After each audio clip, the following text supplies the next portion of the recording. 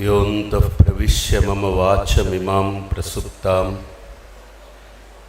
सञ्जीवयति अखिलशक्तिधरः स्वधाम्ना अन्यांश्च हस्तचरणश्रवणत्वगादीन् प्राणान्नमो भगवते पुरुषाय तुभ्यं।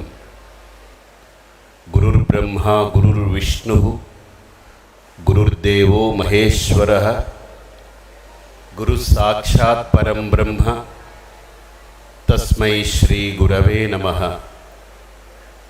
दयानन्दचरणौ मनसा स्मरामि, दयानन्दचरणौ शिरसा नमामि।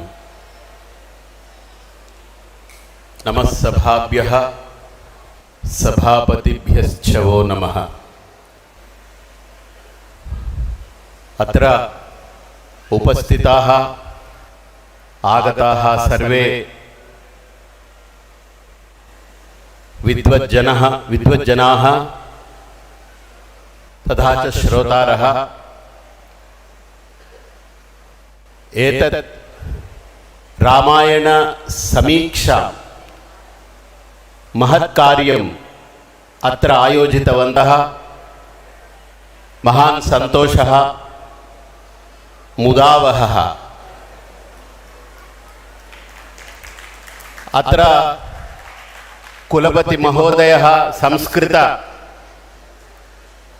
विश्वविद्यालयस्य साक्षात् श्रीमन्नारायण दिव्यचरणात् आगतवन्तः। मुरलीकृष्ण महाभागाः भद्राचलं साक्षात् श्री रामचंद्र देवता अनुग्रहं गृहीत्वा अत्र आगत्य कार्यक्रमम् एतावत् अत्र अस्माकं तेलुगु जनानां हृदये रामायणमित्युक्ते श्रीभाष्यम् अप्पलाचार्य महोदयः तथा च सर्वे वक्तारः स्युः। तेषां मध्ये एकैक मणिं तन्मणिं मैलवरमिति मणिं सर्वे अपि जानन्ति। मैलवरपु श्रीनिवासराव महोदयः तथा च अस्माकं सोमयाजुलु महाभागाः अत्र ते कथिताः रामायणस्य अन्तर्गतविषयानि सर्वाणि। एतत् श्रुत्वा किञ्चित् अहमपि वक्तव्यमिति ते सूचितवन्तः। तदर्थम् अत्र आगत्य सर्वेषां सन्निधौ रामायणस्य स्मरणं, रामस्य स्मरणं, सीतायाश्चरितं महत्, सीतायाः स्मरणं सर्वे अपि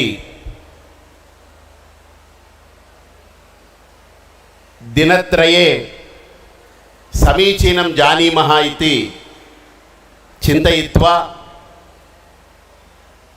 आरंभ विषये संस्कृत भाषायां वक्तव्यमिति चिन्तितवान् अस्मि। तदनन्तरं तेलुगु भाषायाम् इदानीं सर्वेषां कृते तेलुगु भाषायां वक्तव्यमेव। समयम् अल्पं, विषयं महत्। సంస్కృతంలో పెద్దవాళ్ళందరూ ఉన్నప్పుడు వారి భాషలో వారికి మాట్లాడితే వారికి హోమ్లీగా ఉంటుంది.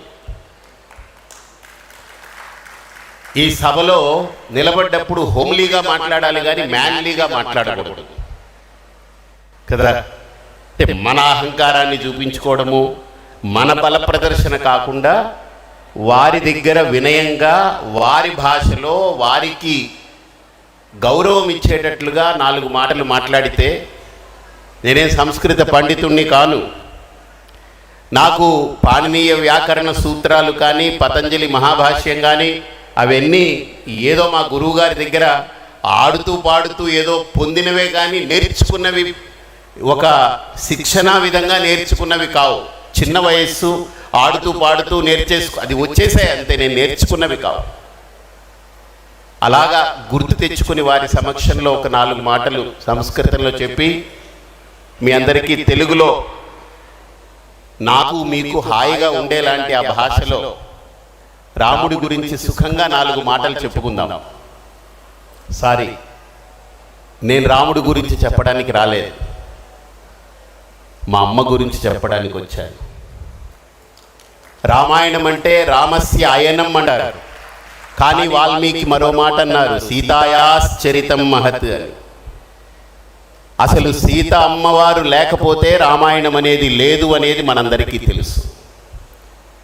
భార్యామూలమిదం గృహం అంటారు, వేదమూలమిదం బ్రాహ్మ్యం, భార్యామూలమిదం గృహం, కృషిమూలమిదం కార్యం, ధాన్యం, ధర్మమూలమిదం జగత్. ఈరోజు సీతమ్మ వారి గురించి తెలుసుకుంటే సీతమ్మ వారి మీద ఒక కథ రాస్తున్నారు ఒకరు. వారు నా దగ్గరికి వచ్చి కొన్ని మాటలు కూడా అడిగారు, సీతమ్మ వారి గురించి ఎలా ఒక సినిమా తీస్తే రాముడు కాదు అక్కడ హీరో, సీతమ్మనే హీరో, అలా తీయాలంటే ఎలా రాస్తే బాగుంటుందనే ఆలోచన ఒక ఆయన చేస్తూ నా దగ్గర కూర్చున్నప్పుడు చెప్పారనమాట. చాలా విషయాలు చర్చించుకున్నాం.